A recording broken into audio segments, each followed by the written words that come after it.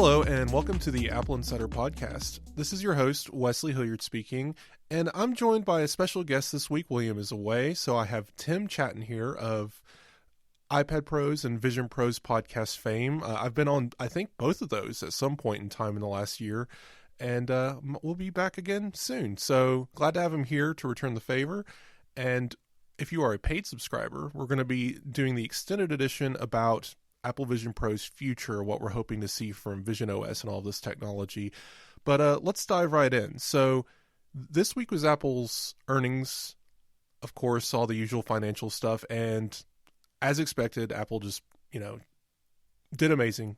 Q1 2025, we're talking about the basically winter quarter for Apple from October, December. That's iPhone releases. That's the holiday period. It's always a blockbuster for Apple, and no doubt they did the usual good job that they do. So we're not going to get into the finances today. We have a lot to talk about, so let's dive right into the show. Tim, how you doing today? I'm doing good. It's a cool episode to be on because of iPad's anniversary, which I remember very fondly back when I was so young, and Apple Vision Pro's a year old. This is quite the birthday here.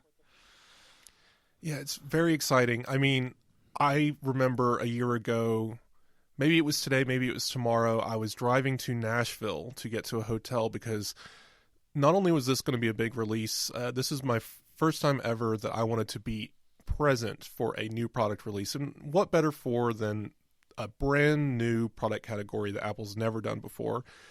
And it was just a lot of excitement. We had no idea really what to expect other than what Apple showed us in some videos. And the pre-press briefings were interesting, but still not enough because this is something you had to wear to really understand.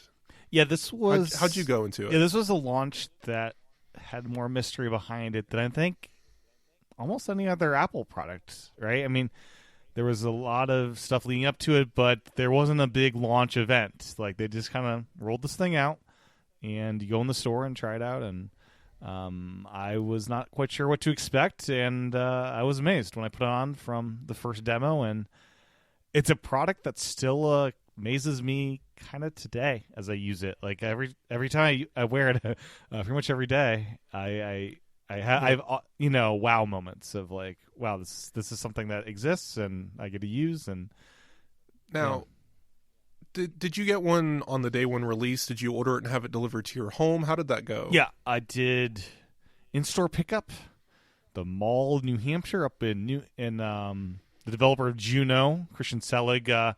He was like the one. He was like one behind me or one ahead of me. So we did the launch together over there in New Hampshire. He came down from Canada for his, and it was a fun day. And I had to wait for the lenses. That was I remember vividly. I got the Vision Pro, and I had to wait to actually use it in full until like that afternoon for the stupid Zeiss lenses to show up. I got the Vision Pro, and the lenses were delivered to my home address the same day. I was in Nashville, so I could have had them the same day, but we were there the whole weekend. So it was almost 3 days later before I had the proper experience with Apple Vision Pro, actually able to see everything. Yeah. My vision isn't so bad, so I was able to kind of poke around in it and write a couple of articles for AppleInsider, and I got to talk about how Nashville was kind of a ghost town. It was so cold that morning, so no one was there, and then I was there right when the doors opened, with 2 other people, I think, and then within the hour, the store was packed with people trying demos. So it went very quickly from 0 to 100, but I was still kind of surprised to see, like, no one was there for the actual release, because like you said, Apple basically threw it out without too much fanfare. But we can start reminiscing, get to the present. It has been 1 year. So what have you been finding uses for Apple Vision Pro? You say you use it almost every day. Are you podcasting in this thing? I'm not. Mainly, well, it's the iPad thing where I would need the Mac to actually podcast, because even more so from the iPad where you don't have I.O. of, being able to hook up a Thunderbolt hub to the Vision Pro, you have no way to get audio in or out from the Vision Pro. So I wear it every night. I have a 2-year-old daughter, and after she passes out on my lap, I'm able to use it with one hand, even if she's like has one of my hands captured, which is a computing kind of setup where I'm less worried I'm going to drop like an iPad on her or something. It's the most it's the best setup in that situation where Right. so it's like the perfect form factor for I've got one hand at times and I can actually catch up on news and have all these apps in front of me, or if I'm done with all that I can just have some good entertainment. It's one of the few Apple devices that's almost entirely operational with one hand. Yeah, and from that angle it's wildly good because there's a lot of situations where I've got it stuck there with one hand. It's like, Yeah. And in my iPhone, it's a 15 Pro Max, and man, is that thing hard to even use with one hand. It's like I'm dropping it in, like it's No one's invented a thumb attachment to make your thumb longer. Maybe we should get into that. The whole thing is funny. So obviously, as a parent, I'm assuming this is your first kid. Yes. So new parent. Always fun, combined with new technology, get to kind of experiment a little bit. I've got like 11 nieces and nephews, so baby juggling isn't new to me, but thankfully I get to send them home with their parents at the end of the day. I'm actually wearing my Vision Pro right now. I wear every podcast that isn't a video podcast because I don't have to worry about reverb off of a monitor. I'm looking at all of our notes in Safari, and I have the Mac Mini open as a virtual desktop to my right, which has all the recording stuff. My microphone's connected to it over a cable. My AirPods Max are connected to that microphone. So it's all done over the Mac, but I'm just wearing a face computer to see it as a monitor. So I do get some use out of it that way. And I'm maybe not using it daily, but I'm definitely getting multiple times a week, especially work-wise. I'm using it a lot for work and less for entertainment because what time I do get to spend for entertainment is usually on the television with my fiance or playing a video game on the PlayStation in the living room, which, I've invested a lot in my home theater setup with HomePods and OLED TV. So it's kind of a tough trade-off for me. Now, Wes, have you tried out the Portal app on Vision OS? I have it installed. I've used different apps before, but I have not used Portal yet. This developer, he's phenomenal. He quit like this big I want to say TikTok or one of the big companies out there in like London or something. Maybe even Microsoft or one of the big names. But anyways, within the course of like 2 or 3 months, he's like rolling out all these huge updates. And this is the best like PlayStation play experience I've ever had, outside the actual PlayStation Portal itself, the device. He's doing like 4K upscaling. He's got this immersive mode that wraps this curved screen around you that just looks brilliant. Like I have a fancy gaming monitor at my desk down here, and there's times where it's like I might as well just stay upstairs and stream it on the Vision Pro because he's implemented things like he's got haptics and full DualSense support, which is something that even the iOS app does not work with their full haptics, the official app, unless you plug in via USB-C to do that. Like he's doing things that even PlayStation themselves haven't bothered to do with their Vision OS app. It's amazing. It's interesting. Yeah. Yeah, I mean, I definitely have to try it out, and I would be interested to see how it behaves across my network, right? Yeah. Versus my PlayStation's hardwired into the router, and it's a Wi-Fi 7 router, but Vision Pro doesn't support that. So it'll be interesting to see how it all goes. Right, yeah. And I tried, like, Play Shares. There was a iPad app that ran compatibility mode, and that just ran like crap on the Vision Pro. But I don't know, whatever optimizations he did, I was shocked because it runs over the network app so well. Native app's important, and I'm looking at this like that's something I want to check out. But when I am in Vision Pro, if I'm gaming, I'm usually in more VR environments, or as I wrote in my review, we'll get to that in a minute. I've been trying to get a GameCube emulator running on the Mac Mini, and been using that in full screen mode as a basically native window, more or less, of a GameCube running in the Vision Pros. So that's really cool. I'm hoping more emulators get better, like maybe some a JIT update in the future that'll allow it to run better on Apple Vision Pro natively. But for now, it works. But anyway, we also have news of gaming this week for GeForce Now coming to Safari in Apple Vision Pro. So haven't tried that yet, but that's another huge deal apparently with upscaling depending on what you pay for, and access to like 2,000 games in the library. So just a lot of interesting things happening in this space when you're in, and I'm really excited for it. But I wanted to get to the review a little bit. Did you get a chance to look at it? I did, yeah. So I'll get into how I feel in a second. Where do you stand on Apple Vision Pro? Are you pretty bullish? You said you're pretty excited about it. I'm pretty excited by it, and from productivity angle, I think it's brilliant. Like, outside of the I/O needing addressed, like, I still dream of a day where they update the battery pack or let us buy a new battery pack that lets us hook up to, like, a Thunderbolt dock. Like, that'd be amazing, because I/O is one issue I have as far as just doing some stuff. But I'm really bullish on it. Like, in the iPad apps, like, I side-loaded Ferrite onto the device so I can actually edit podcasts within visionOS natively. And I'm shocked this app isn't just enabled, because it works so well. Like, any iPad app that thought out their trackpad support seems to be a really good fit for, visionOS. There's a lot of odd missing apps. I use ExpressVPN as my VPN of choice. Still not available at all, even as a compatibility app in Apple Vision Pro. And of course, we have big groups like Microsoft and Google just not even bothering with a lot of their apps. Like, you can't even play Minecraft, which is just very odd to me for Apple Vision Pro. And I understand it's a small market, but still, it just seems like a gimme that Apple should be chasing. One of the weirdest apps that came out midway through the year is Paramount Plus. Now, have you tried this app out, Wes?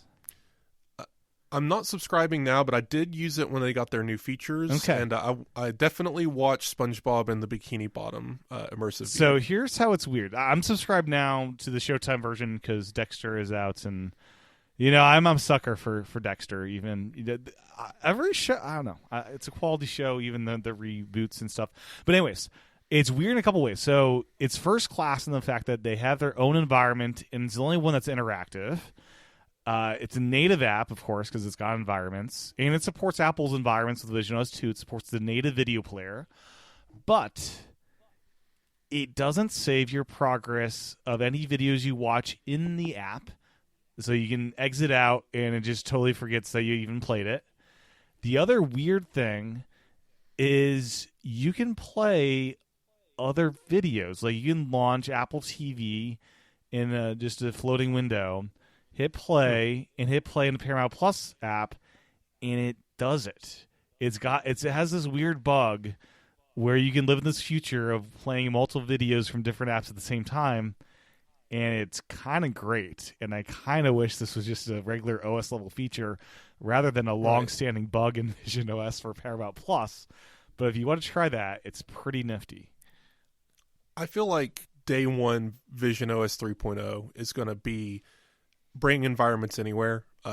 Third-party developers can add environments to the list or something like that. Or maybe you just download an app, kind of like stickers and iMessage. Mm-hmm. You get access to stickers and just by downloading a full app. I think several apps have done this, like Carrot Weather. You just get Carrot Weather stickers just because you use it. So maybe environments could be donated that way. Yeah. I find that would be really cool. Because right now, they're very isolated. You can't go to Avengers Tower and then play an iPad game inside of it. The system-wide environments added with visionOS 2 are great for the Apple ones, so I can go to the moon on any standard video player, which is actually pretty nice, because the moon, especially, I find, with the apps that, like Disney Plus, that don't get rid of the black bars, the moon's pretty great at hiding them over some of the other environments out there.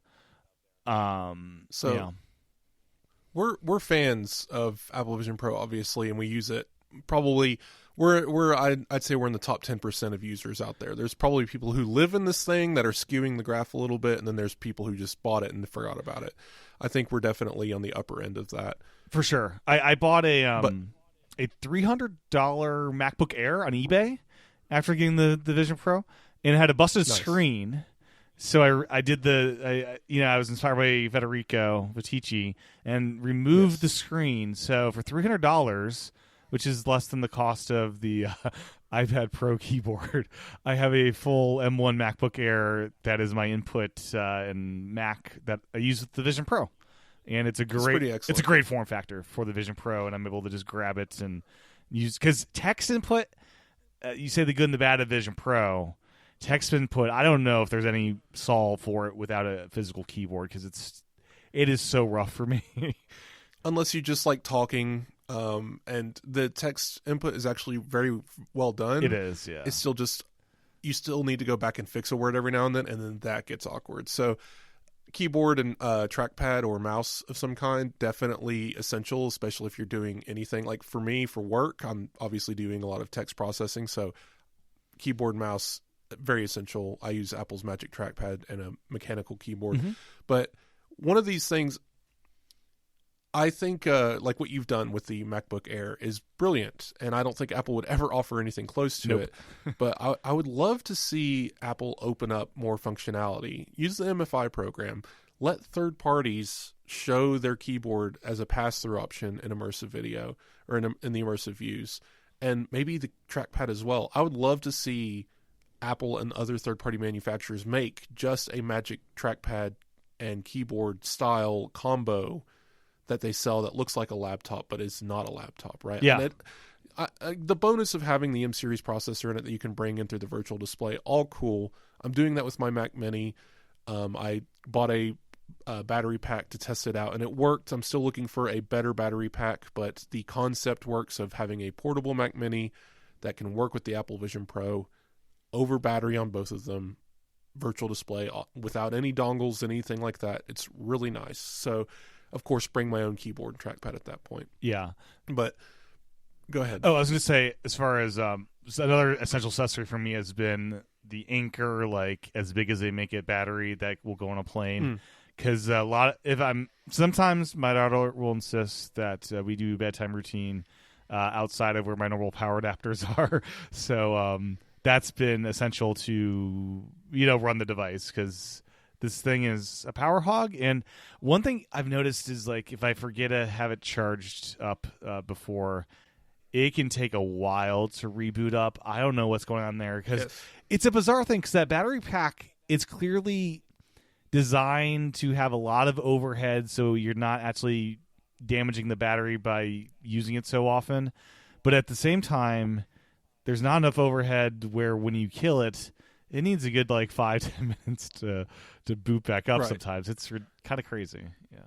It's that weird situation where you let something really die and then you try to turn it on for the first time. I've run into that with different things, like even iPhones have done that.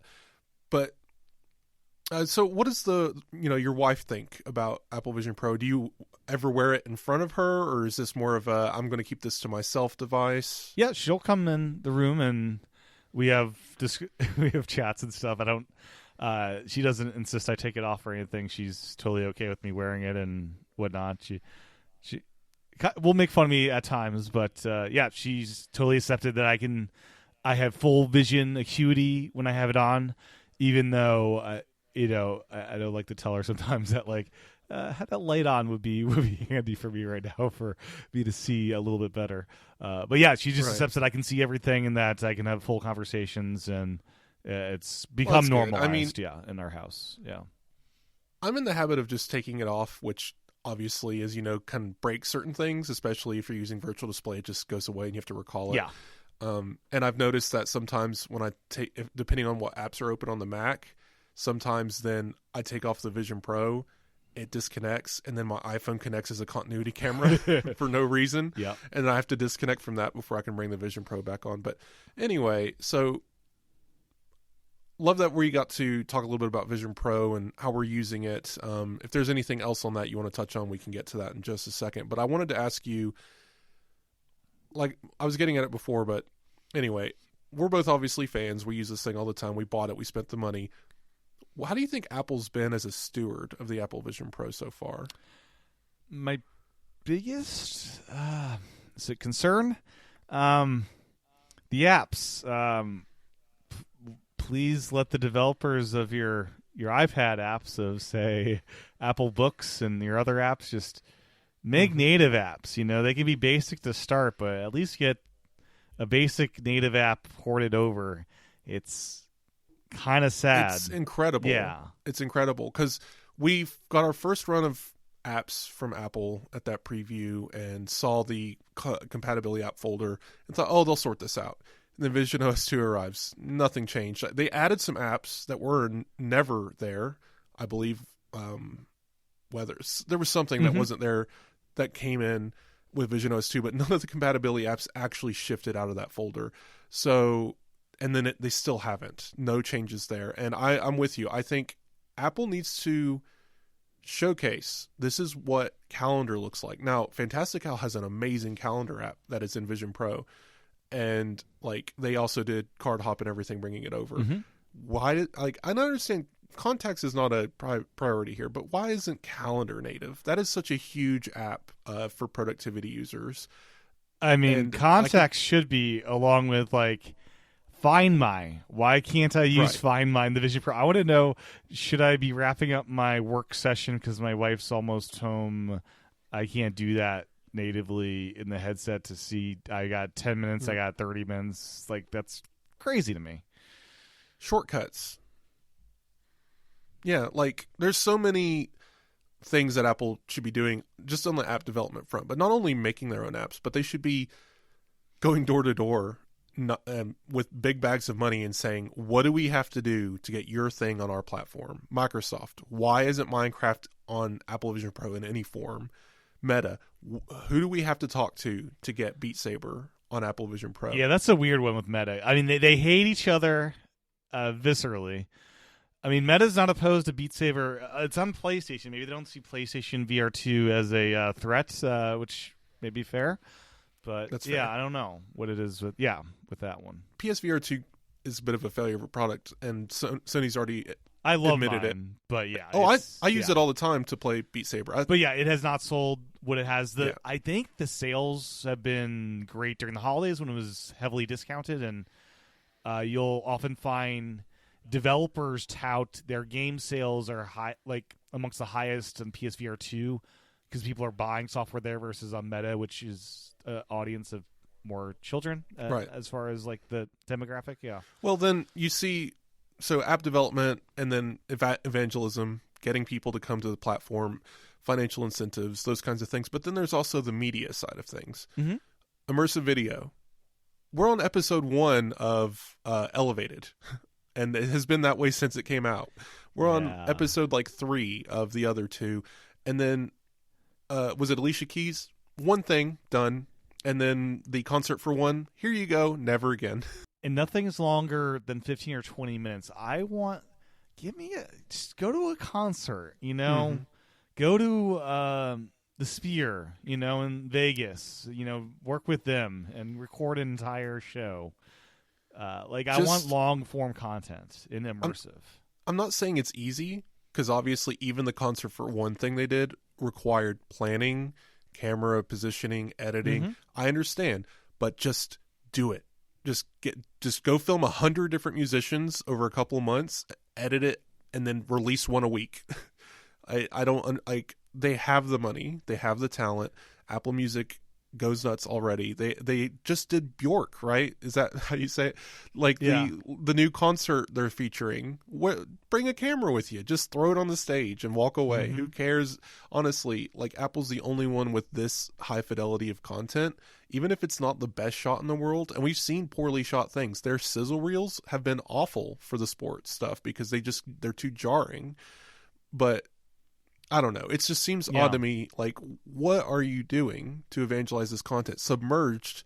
We need 5 more of those. Go out there and just make really cool stuff. I think and what's wild to me too is the only immersive video that we've gotten so far featuring fantasy content is a music video from The Weeknd. Yes. Yeah.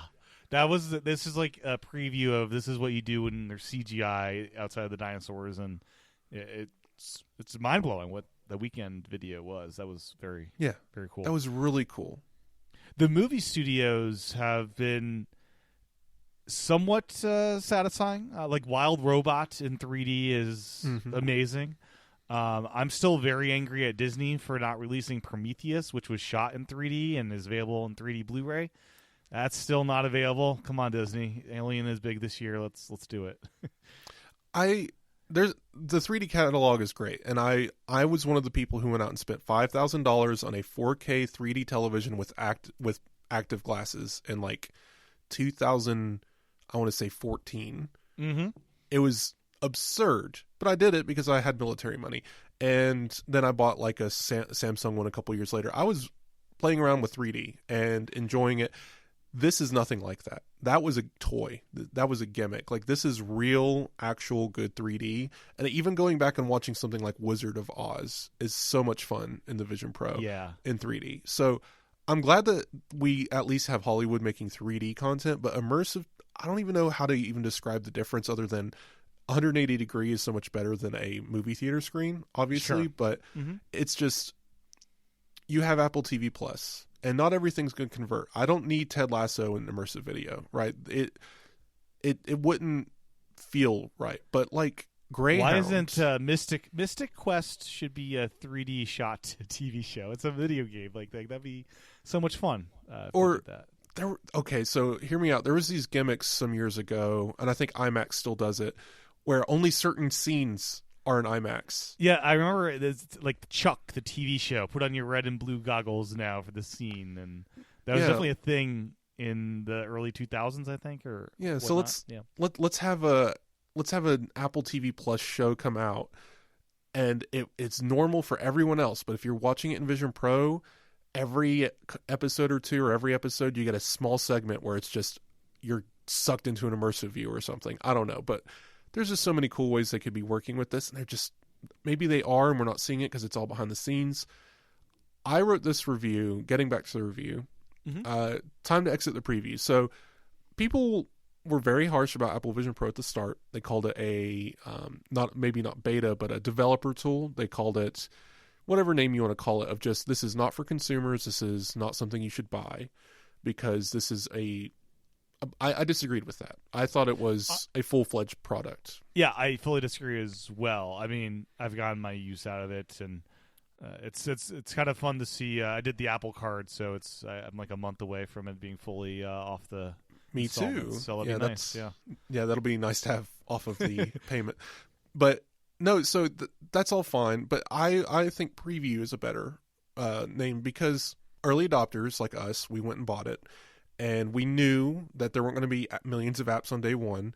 We knew that the immersive content would be slow. We didn't know it would be this slow. And Apple's evangelism here, I think they got derailed, honestly. I think the AI push really took away from Vision Pro. And this, whatever the excuse, whatever the reason, this is the year to push. Because now that it's been out there, they've got their supply chain caught up. They're not going to lower the price, but they need to make people want it. They need to show us things that no one else can do with Apple Vision Pro. And as the year goes on, this is the time to make the sale, because my bet is still on early 2026, this time frame, this year. We're going to hear an announcement from Apple for a lower price version with different specs, and then everyone's going to have to go buy one. But will they bother if there's nothing there? This is the time to make sure that when that lower price model comes out, everyone's like, oh yeah, the Vision Pro looked cool. I couldn't afford it. That's just too much money. But this one's $2,000. Let's go. Let's put it on a credit card and bring it home. Apple has to make that pitch. Yeah, I feel like Mike Rockwell, it's nice to have like a face and name that's like, this guy, his full focus and job is Vision Pro and the direction of it, versus like with the iPad, I have no idea who the iPad guy is as far as the direction of future hardware and like the OS. It feels Craig like at least Federighi. At least Vision Pro has a guy that has an OS, vision and hardware vision, and the struggle is of course you need people from other divisions to write your apps and stuff to bring that over, and they do need an evangelist, as you said, to get a lot of apps that are still missing on the platform. It's a problem. I don't want to get too much into it here, because this might be more discussion in the Vision Pros podcast we're going to record later. I wanted to ask you about Android XR and the Samsung Vision Pro, is what I'm calling it. So what's going on with that, and how do you think that's going to change for Apple? Because I think it's a good thing. I think this is a positive sign. I mean, I watched the video from Marcus MK. Brownlee, Yeah. and it's all Android all over again, right? I mean, it's like It's they iPhone, they copied everything. It's like, which, as you said, it's probably good to have some competition to the interface, Mhm. even down to how everything looks, the external glass, the magnetic attached face shields, everything is. They have external glass, but they don't have eyesight. It's just there for the visual look to copy Vision Pro. It's just interesting. There was no reason for it to even be glass, and glass is heavier, so they didn't even have to do that, but they still did because they want it to be Vision Pro, which is so funny to me. But I think and okay, I hear myself now, I'll correct it. Yes, glass can be used as an external lens for all the cameras inside, so Sure. never mind, fine. But anyway, the whole thing didn't need to be glass, but they did that. What I'm saying is, why this is a good thing. Flattery is the best form of whatever. Copying is the best form of flattery.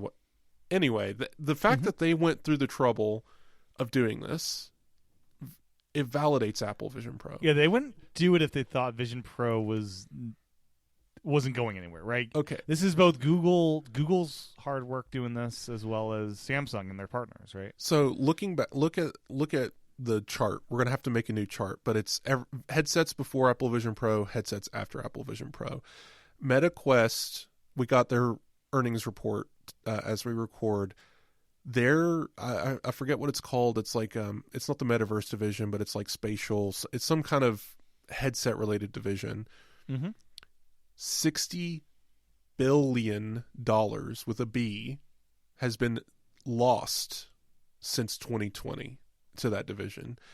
That is, they have lost money. This quarter alone, they lost $5 billion. So, and people are telling me Apple Vision Pro is this, worthless flop. Meanwhile, Meta is bleeding money trying to attract attention to its platform. I'm not saying Meta's failing. It's a Spotify situation, right? Like, yeah, it's so popular and so big, but they're losing an ungodly amount of money on it. Yeah, I mean, I currently see Meta as a video game console. Like, that's what it is. It's a headset console that's widely popular with kids. Android XR is not that. I know a lot of kids. Android XR is not that. It's a computing platform. And as much as Meta wants Meta OS to become a computing platform, I think that shift is going to be hard. Meta, I do. I'm going to call it now. Meta is kind of the BlackBerry, not in style or use, but in that it's going to have to give up on the Meta platform and adopt Android XR to continue existing into the future. And if it wants to be a productivity platform versus a game console. Yes. So, but this is what's interesting. So just like with iPhone releases, Android shifts to take advantage. The other competitors fall in line. And now we're back to 2 again. Because right now we're going to be at 3 for a little bit. Or if you want to use the Windows Phone as an example. Now, is Meta OS based on Android as well? I don't know. Meta's its own thing. Well, it was originally its own Oculus company. Okay. And yeah. If I understood correctly, maybe the original was built on Android, but it's probably so far beyond that it's its own thing.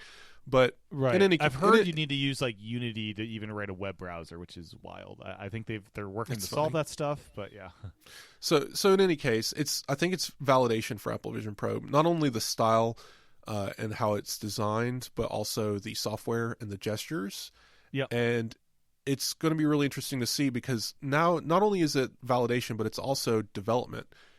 All these big YouTube is making a spatial YouTube for Android XR. Now it's just a button press away from coming to Apple Vision Pro. Not a button press, but these web apps. Yeah, they can scan it to look more like a Vision Pro app and bring it over.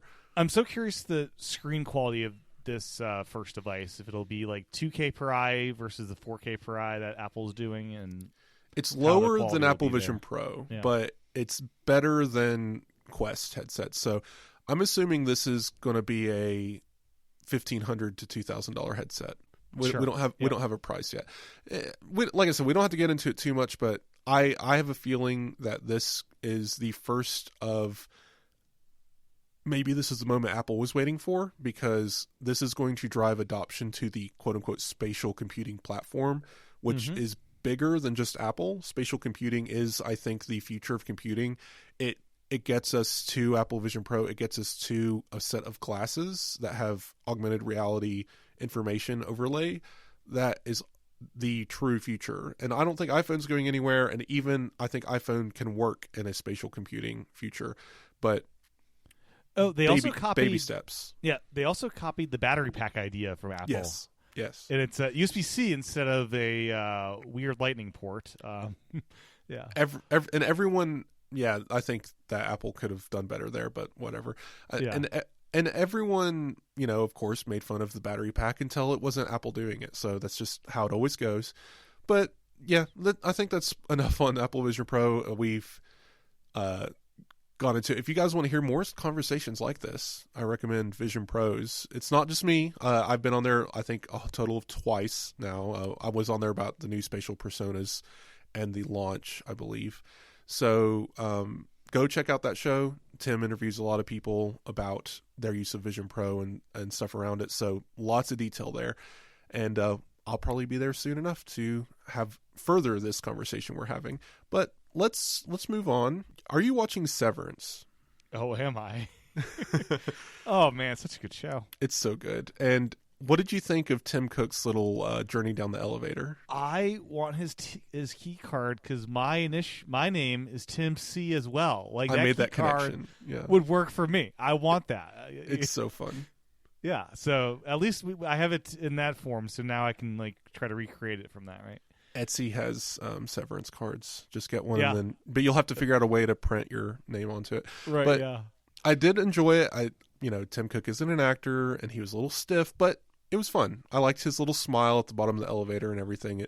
And it was a little annoying that it just ended with a commercial for Severance, but sure, yeah. And he didn't utter a single word. But that was cute, and I'm kind of curious who that was for, because beyond some of us nerds, he's not, he's not Jeff Bezos, he's not Elon Musk, he's not a guy on a billboard, right? Like who really can identify by sight Tim Cook is the CEO of Apple? Do you think he just wanted to do it because he loves Severance? I think he's just having fun. Yeah. I mean, if you're the CEO of Apple and you're making this awesome TV show, why not? It just, because they clearly filmed it in a back hallway of Apple Park that has white corridors, and they just spliced it together to make it work. That was not the set piece hallway, I don't think. That, or I don't know, maybe they're broke for off-season shooting or something, and different light fixtures were up, but there was something different about that hallway. Did you see, I saw somewhere, this video of how they shot the opening scene to season 2 of them running through the hallways. Oh, that and was cool. The cameraman was literally running through and running backwards through the hallways. This is such a... I want to know how many takes that took, and who elbowed who, because I'm sure they ran into each other a few times. But yeah, did you watch Did you watch the interview? I want to say Jimmy Kimmel. I have not seen any of the interviews or promotion Stiller's been doing. Not Stiller. The one who plays Helly R. Actually, I've not seen any of those yet. Yeah, no real spoilers because it's a very short segment, but she gives this little anecdote about punching John I can never say his name right. Totoro. Yes, no, it's not a Ghibli movie. Totoro. There we go. Sorry. I don't know why I stumbled over his name so hard. John T. Anyway, she punches him, and that was a good story. So go give that a listen. But Apple TV Plus, by the way, I just wanted to ask, are you a fan? Is that just a streaming service with a lot of stuff there that you're enjoying? It's the one our family most often watches, and even if I don't encourage people to watch it, they're downstairs watching different shows on it. It's really hitting right now. I was delighted to see Mythic Quest came back, and I love that show. So we're excited. We watch a lot of stuff there too, and we're actually, this is a whole different story, but in our household, we're trying to pair off all of the subscriptions. Basically, the only thing I pay for now annually is Crunchyroll, and because obviously anime. Yeah, and Crunchyroll has a great Division OS app, by the way. Yeah. and it's so inexpensive compared to these other guys. And you get so much for it. But anyway, I waited to sign up for Dexter until I looked at on Wikipedia or whatever. What's the last air date of this show? Nice. And a month later, so I gave myself a little bit under a month to That's kind of our rule is if it's exclusive and it's a gotta watch, sure, we'll go pay for a month, watch it, turn it off. Yep. If we can buy it on iTunes and it's not $1 million, we'll buy it on iTunes. And I've been using listeners. I know I've mentioned this before, but I'll mention it again because it's such a good tip. Cheap Charts. Go download Cheap Charts, create an account. Get your library index off of iTunes, off of your Mac. Share it with this app because it'll catalog everything you've ever bought for it, and that's helpful for me because I've bought thousands of things and I don't want to do that manually. And that's a great app for finding 3D movies when you're not in the Vision Pro because they're filtered for 3D. Yeah, yeah, and then once they have your catalog and you can even wish list items. You can now go in every time there's an update. It'll say, "Here's every movie for sale today. Here's every TV show that's new for sale today," and that's awesome. And I've been expanding my library that way. Yeah, it's wild that the Books app has this feature of notify me when there's a sale. Yes. Why is this not on the TV app yet? Because I would use the heck out of that because it's so nice. Because I do buy a lot of stuff there. It's so nice having stuff in the TV app that you own because there's no like this expired even though you're signed up for a yearly subscription. Like none of that. It's just good. Yeah. And I know you don't really own it, and there's always the danger of something getting pulled. Look, I would rather have everything in my library and the occasional $15 movie disappear that I have to repurchase annoyingly than pay $400 a year to watch Netflix or something, right? Like because it isn't most of the time, if a movie's pulled, it's actually still in your library. Like, I own Peter Jackson's Heavenly Creatures, and it's in my library. That hasn't been on the U.S. iTunes store in, like, half a decade at this point. Like, yeah, I'm excited to own Dogma. That's coming back to digital finally. Again, 28 days later is available again, or for the first time. But I will occasionally buy movies twice because it doesn't remember that I bought it if they pulled it and my God. I've made that mistake, and that's why Cheap Charts. That's why Cheap Charts is nice because then it'll help you with that. But all right, let's get away from media. I wanted to ask you a couple of questions real quick fire anyway. So you're an Apple Vision Pro user. You have an iPad Pro. Is that your like primary computer? Is the iPad Pro like that's what you get work done or your personal use done? Like it's kind of spread out, right? Because so the beginning of the year, once I got the Vision Pro, it was Vision Pro for everything. I did side-loaded Ferrite to edit the podcast there, and I was just trying to do everything there. But when the M4 iPad Pro came out, I got the 11-inch version, and that once I got that, became the device I then moved to doing my podcast editing from. I found it just faster with the Apple Pencil and dive into that stuff. Yeah. For William's sake, because I can hear him crying. Do you have a Mac anywhere in your lineup that isn't beheaded? I have an 11-inch MacBook Air from 2011. Fair. He'll appreciate that. It runs High Sierra, and up until I got this M1, it was the device I booted for iTunes Match. But no, I will say the beheaded MacBook Air is a great little computer because so right now it's just plugged into my Thunderbolt dock, and it's like I have a desktop computer now in front of me where I've got this 27-inch monitor and the Thunderbolt dock, and it's great from that angle. So I that's my other computing device, and that's what I record podcasts from. I used to do it all on the iPad through just like audio recorders, external audio recorders and whatnot, but I've found, Audio Hijacks is nice. Let me just use it, and so I kind of split it between the Mac for recording and then the iPad for editing and then Vision Pro for research. As I get the notes ready for interviews, I will be doing that mainly in the Vision Pro because it's really nice surrounding yourself in Windows to have all your kind of your reference material. So you don't have you have a day job, right? But you don't have to tell me what it is. Is there a computer there, or is this just a different thing?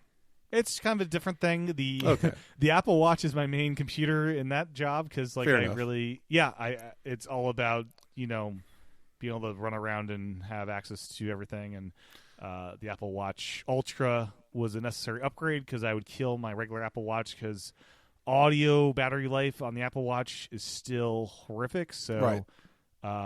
if you're using 8 hours of audio playback, you're going to kill a regular Apple Watch, but the Ultra makes it through. So that's been a lifesaver for just getting through a day.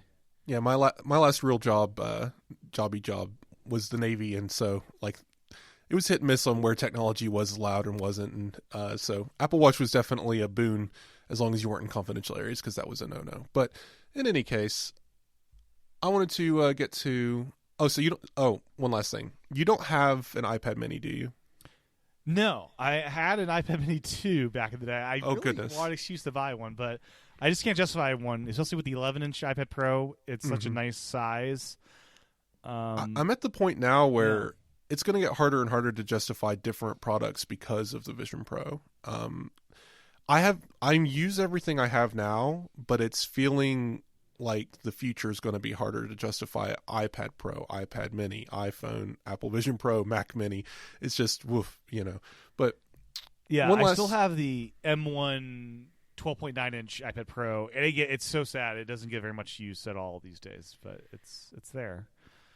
Yeah, I passed mine on to my fiance, and she's finding a lot of use for it, so that's good, because that's kind of her primary computer now. She never really dealt with anything beyond an iPad, so that's nice. All right, so iPad. We've been talking about it a lot, but it was its 15-year anniversary the other day, correct? Like, that's pretty wild. 2010.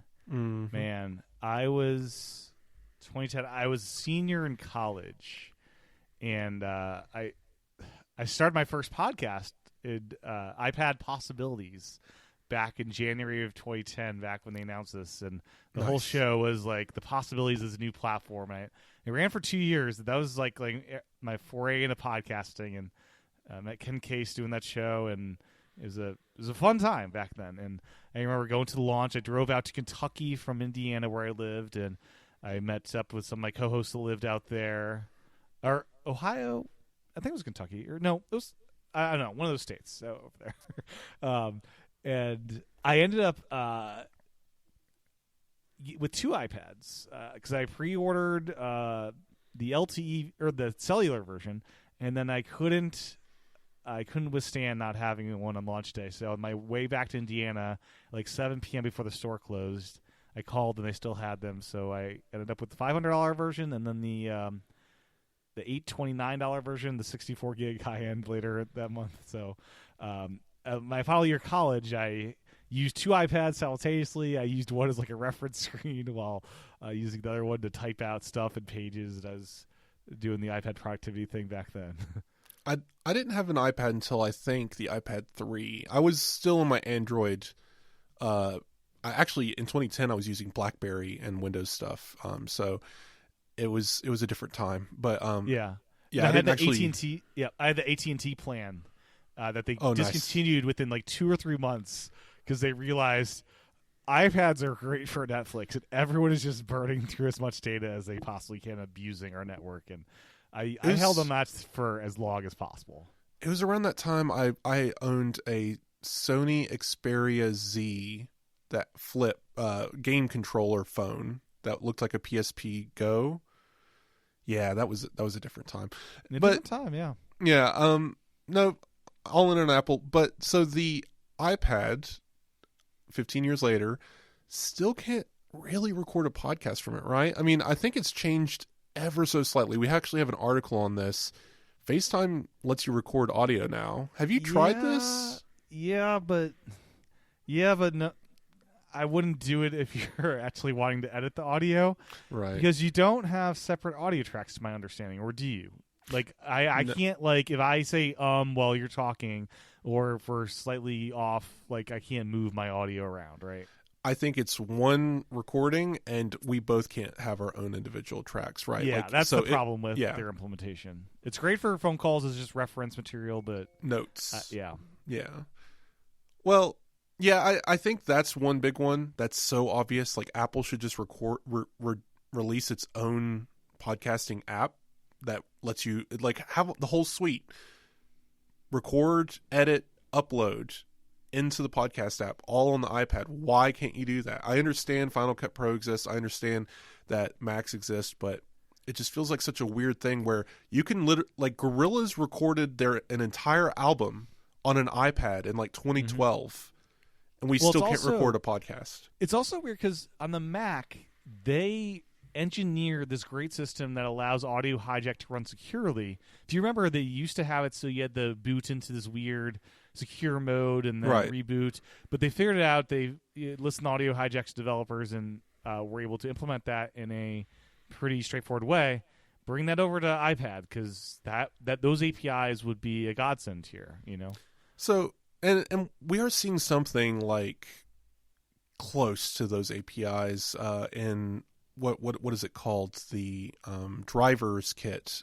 Maybe third party manufacturers could make better XLR recording studios, basically, that connects to an iPad and lets you do stuff. But yeah, I mean, the solution today, if you want to record a podcast on your iPad, the best way is getting a Zoom like H6, and then you $600. $600, yeah. You then have XLR input to the recorder, and then you're able to grab the iPad's audio as one input. So the iPad audio is one input, and your audio is another input. And so that lets you have a guest and then yourself. And if you have multiple people in person, you could also have like up to 4 people in person with the separate inputs that way. So external recorder is the way to go for doing that kind of stuff. Yeah, and at that point, I mean, what is the XLR recorder thing is $600. My M4 Mac Mini is relatively the same price, so just get a Mac Mini. There may be cheaper recorders out there, but yeah. The one you need, though, is expensive. Yeah, the Mac's there. You can find an inexpensive Mac. My $300 MacBook Air is a great little so here. One last question. If you could add anything to iPad today, what's missing from iPad? What does Apple need to do next? Hardware, software, iPad OS, whatever, beyond podcasting, what would you do? I mean, my immediate wish would be the fix the audio subsystem to be able to record podcasts. But another thing is the freaking, I guess it's related to audio, is I want to be able to play multiple videos at the same time. I want to be able to do more simultaneous stuff. Like when I open a Safari web page and there's some weird Safari audio thing, it shouldn't stop Apple Music from playing. Like that stuff drives me up a wall. Just insane stuff. Just weird little tidbits. I think there's a lot of polishing needed in iPadOS, but that can be said of a lot of Apple systems these days. For me, I guess beyond podcasting, I'm still waiting on I personally don't need that much, but I want more developers to take iPad seriously and stop making quote unquote iPad versions of apps. Just bring your whole app over. It's running the M series processor. You can run the Mac app on the iPad. I don't need Photomator iPad. I need Photomator. I don't need Pixelmator Pro Mac. I need Pixelmator Pro iPad. Or not iPad version, just the whole thing. Bring it over. Where are these apps and why aren't they there? They are more than capable of running on an M4 iPad Pro. And that's kind of my next wish list item of just do it, guys. Well, Apple purchased Pixelmator, correct? So maybe we'll see some changes there, if only because it's now in-house. But yeah, I'm scared to see what they do with it. It'll be either great or horrible for the Pixelmator fans. I'm hopeful. I think the photo app should be a library, and I think there should be a separate editing app, and that would be an excellent solution to this. But anyway, I think we can close up there before we get to Apple Insider Plus. But before we do, I usually read reviews from Apple Podcasts or around the internet. I've been getting a lot of great email, and I've got some people on Blue Sky, but we'll save all that for William next week. We've got a few reviews, especially pertaining to some of the more political issues going on in the country. We talked a little bit about Apple Maps and stuff last week, so we'll cover that next week when William's here to also discuss these reviews. But please go to Apple Podcasts or continue to leave those reviews. We're always happy with feedback, positive or negative. Does not bother us. It helps us develop our show and continue doing what you guys want us to do. And you can reach me via email. That can be found at the top of any article I've written. It's wes@appleinsider.com. And you can also find me on Blue Sky, where, Tim, you are not on Blue Sky. Yeah, I don't have time for million networks. That's totally fair. Mastodon, T-Chat at Mastodon.world, which I understand has a much smaller user base than Blue Sky these days. It's actually kind of, I did not realize the difference in the user base. Someone pointed it out in a recent article, and it was kind of flabbergasting. But yeah, I want Ivory for Blue Sky. I need it's it, great. You know? Our community is on Mastodon, truly, and I'm still on Mastodon. My account's still there, obviously. So I won't pressure you too much into getting a Blue Sky account, but you should probably get one eventually. Yeah, eventually. But no, a lot of cool stuff going on in Blue Sky right now. I've downloaded like 5 different apps this week. One's like an Instagram guy, one's a TikTok thing. Like, it's really cool stuff going on over there. So I feel like that is all going to be very interesting very soon. But so Tim, you're the host of iPad Pros and Vision Pros. Both of those can be found on your podcast app of choice. And as you just said, Mastodon. Anything else you want to say before we move on? No. Yeah, just check out. So iPad Pros and Vision Pros, they come out every Thursday, alternating weeks. And for people that pay as little as $1 a month at Patreon, they get them on around Sunday each week. So it's now at a weekly cadence since the Vision Pro podcast became a regular thing. So nice. And it's a mainly interview show, so you'll hear from different people. I've had at least 2 people on that were actually part of the Vision Pro team that made the product. They're talking mainly about other things, but they will provide a little insights as to the process of bringing that product to life, which was kind of cool. Yeah, I mean, it's always a good show. Listen to both. Obviously, like I'm a big fan. I use iPad primarily and Vision Pro secondarily primarily. They're both very important computers, and I think it's always interesting to hear what other people are doing on these platforms.